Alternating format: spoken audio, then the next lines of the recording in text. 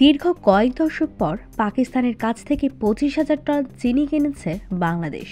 এতে ভারতের কপালে পড়েছে চিন্তার ভাঁজ। এবার ভারতকে বাদ দিয়ে অন্য দেশ থেকে আলু ও পেঁয়াজ কেনার কথাও ভাবছে বাংলাদেশ। এক্ষেত্রে বিকল্প দেশ হতে পারে পাকিস্তান সহ অন্য আরও কয়েকটি দেশ। এতে বড় ধরনের চিন্তা ও উদ্বেগে পড়েছে নয়াদিল্লি, কারণ অত্যন্ত প্রয়োজনীয় এই দুটি পণ্য কেনার ক্ষেত্রে বাংলাদেশ এতদিন নির্ভরশীল ছিল ভারতের ওপরেই। পাকিস্তানের কাছ থেকে বাংলাদেশের চিনি আমদানির পর দেশটি এখন আলু ও পেঁয়াজের জন্য অতিরিক্ত উৎসের সন্ধান করছে। এর ফলে পাকিস্তান থেকে এই পণ্যগুলো কেনার সম্ভাবনা রয়েছে বাংলাদেশের।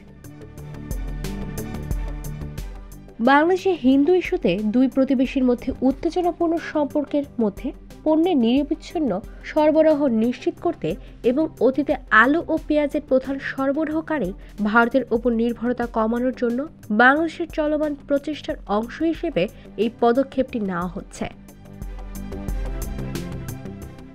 বাংলাদেশ ঐতিহ্যগতভাবে তার আলু আমদানির জন্য ভারতের ওপর নির্ভর করে থাকে, আর পেঁয়াজ প্রাথমিকভাবে ভারত এবং মিয়ানমার থেকে নেয় বাংলাদেশ। তবে পাকিস্তান, চীন এবং তুরস্ক থেকেও কম পরিমাণে পেঁয়াজ আমদানি করা হয় বাংলাদেশে। তবে ভারতীয় বাজারে ক্রমবর্ধমান দাম বাংলাদেশকে বিকল্প সরবরাহকারী খুঁজতে বাধ্য করছে বলে জানা গেছে। এখন বাংলাদেশে পেঁয়াজ এবং আলু রপ্তানিকারক বৃহত্তম দেশ হচ্ছে ভারত। ঐতিহ্যগতভাবে প্রতিবেশী বাংলাদেশের সঙ্গে ভারতের দৃঢ় বাণিজ্য সম্পর্ক রয়েছে এবং ভারতের বস্ত্র ও কৃষি রপ্তানির মূল বাজার হিসেবে কাজ করে বাংলাদেশ। বাংলাদেশের বাজারে ভারতের রপ্তানি 2010 সালের $3 বিলিয়ন থেকে বেড়ে 2022 সালে $16 বিলিয়ন পৌঁছেছে।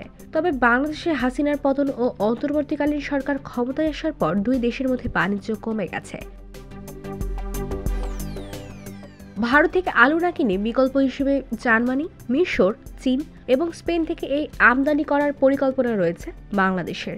একই সঙ্গে চীন, পাকিস্তান এবং তুরস্ক থেকেও পেঁয়াজ সংগ্রহ করা যেতে পারে বলে মনে করা হচ্ছে বাংলাদেশে। বাংলাদেশ কেন এই পদক্ষেপ নিচ্ছে?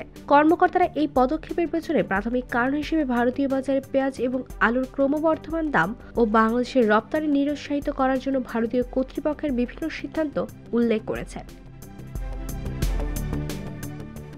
IVTV, USA, new York.